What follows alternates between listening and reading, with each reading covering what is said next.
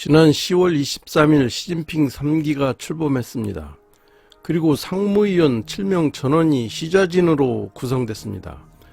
개혁 개방파로 불린 리커창, 왕양, 후춘화 등 공청단파는 전멸했고, 중앙정부 경험이 없는 리창 상하이 당서기와 지방정부 수장을 맡아본 적 없는 당쉐상 주석비서실장 등이 상무위원으로 발탁됐죠. 리창은 차기 총리로 유력시되고 있습니다. 22일 중국 공산당 당대 폐막식에서 후진타오 전 주석이 시진핑 주석의 지시로 이끌려 나가듯 강제 퇴장당하는 장면에서 사람들은 앞으로 펼쳐질 중국의 미래를 보았을 것입니다. 시진핑 3기 체제에 대한 시장의 우려는 주가로 나타났습니다. 24일 홍콩 항생지수는 전 거래일보다 6.36% 하락한 15,180.69로 마감했습니다. 홍콩 증시에 상장된 중국 본토 기업들로 구성된 홍콩 H지수는 7.3% 폭락했죠. 1994년 해당 지수 출시 이후 역대 중국 공산당 당대회 직후 하락률로는 가장 큰 낙폭입니다. 달러 대비 위안화 환율도 장중 한때 7.2552위안까지 상승, 위안화 가치가 2008년 이후 최저치를 기록했습니다. 시진핑 리스크 우려 속에 시장은 황급히 중국 관련 주식 채권에서 발을 뺐습니다. 일단 중국을 탈출하고 보자는 차이나 런 현상이 심상치 않습니다. 중국이 세계의 공장으로 성장한 것은 값싼 노동력뿐 아니라 중국 투자가 안전하다는 해외 투자자들의 믿음 때문이었습니다. 그러나 시장보다 이념을 강조하는 정책은 기업들의 중국 탈출을 촉진하고 있습니다. 10월 13일 베이징 하이덴구 스퉁기호에 빨간색 현수막이 내걸렸습니다. 베이징대, 칭화대와 인민대 등 유명 대학이 몰려있는 지역의 고가대로에서 한 남성이 핵산검사 말고 밥을 달라, 영수 말고 선거권을 달라, 시진핑을 파면하자 등의 내용이 쓰인 펼침막을 내걸어 중국 당국을 비판했는데요. 공안이 곧 출동해 남성을 체포하고 펼침막을 철거했습니다. 하지만 현장을 찍은 사진이 소셜미디어 등을 통해 퍼지고 외국 언론에 보도되면서 시위 사실이 알려졌죠. 최근 베이징의 남자 화장실에 검은색 스프레이로 반독재, 반핵산이라고 크게 쓴 낙서가 발견됐습니다. 시진핑 국가주석과 중국 방역정책인 제로 코로나에 반대하는 시위가 중국 곳곳에서 산발적으로 열리고 있는데요. 베이징 외에 선전, 상하이, 광저우, 홍콩 등 최소 7개 도시에서 화장실이나 건물 복도 등 CCTV가 없는 곳에서 반대 구호를 적는 방식으로 시위가 이루어지고 있습니다. 시진핑 앞에는 많은 난제가 놓여 있습니다. 부동산 시장 침체가 심각한 수준인데요. 올해 1월에서 9월 월간 주택 판매액이 반토막 났습니다. 부동산 기업의 45%가 디폴트 위기에 내몰리고 있어요. 부동산 업체가 현금 부족으로 공사를 중단하면서 아파트를 제때 인도하지 못하자 분양 소비자들의 모기지 상환 거부 운동이 벌어지고 있습니다. 텅 빈 아파트가 1억 3천만 채에 달합니다.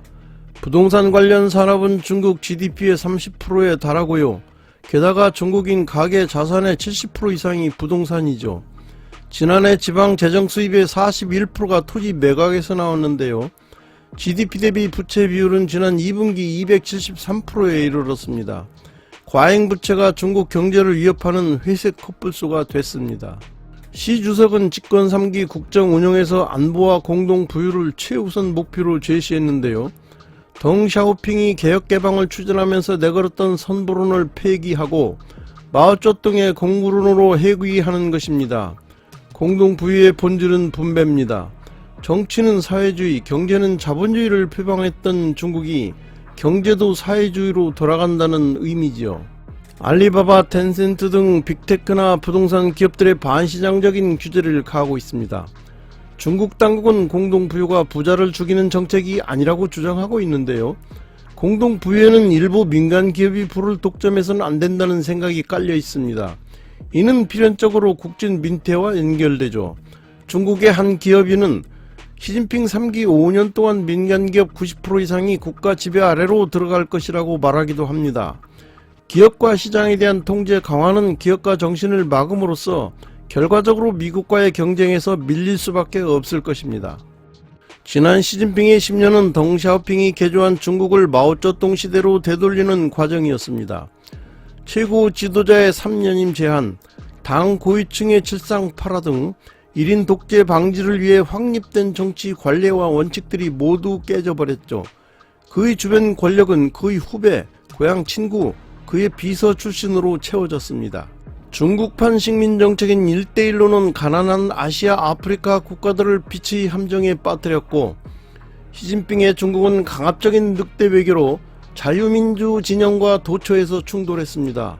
시진핑이 중국몽을 위해 질주하는 과정에서 세계 최강 미국과의 충돌은 불가피합니다. 미국이 순순히 중국에게 최강의 자리를 내줄 리는 만무하죠. 하나둘씩 중국의 숨통을 쥐어 들어갈 것입니다. 미중 신냉전의 최전선에는 기술 패권 경쟁이 있습니다. 그 중에서 반도체는 핵심으로 꼽히고 있는데요. 5G 통신에서의 화웨이 제재, 반도체 칩 및 장비의 중국 판매 불허, 4자 안보 협의체 쿼드, 인도 태평양 경제 프레임워크 IPEF, 칩4 동맹 등 중국의 손발을 묶는 작업이 계속되고 있습니다. 그런데 고맙게도 시진핑이 독재자의 길로 들어섰습니다. 그리고는 중성파들로 주변을 에워쌉니다. 월스트리트 저널은 시진핑의 장기 집권이 미국의 축복이라고 평가했습니다. 이념과 사상을 중요시한 탓에 기업가 정신을 말살하여 창조적 경제 성장을 어렵게 했기 때문이죠. 뉴욕타임즈도 고마워요 시진핑이라고 조롱했습니다. 미부 선루이 중국에게서 1793년 영국 맥카트니 백작의 문호 개방 요구를 거절했던 걸륭제의 그림자가 보입니다. 그 후 청나라는 1840년 아편전쟁과 1894년 청일전쟁을 계기로 서양 열강의 조차 대상인 반식민지로 전락하고 말았습니다.